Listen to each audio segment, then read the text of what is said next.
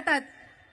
कारण जेव्हा दादा आमदार होते तेव्हा मीही बोलायची त्यांना, अहो हे काम होत नाही, ते काम होत नाही, पण पुढे आपल्या फाईल जात नाही, त्या अडून राहतात. म्हणून एक महापौर आपला बसला की जे कामं आपले असतील ती सहजरीतीने आपल्याला करता येतील आणि जनतेचे प्रश्न सुटवता येतील. कारण जे जनतेला एक मूलभूत सुविधा असतात, गटर, पाणी आणि रस्ते.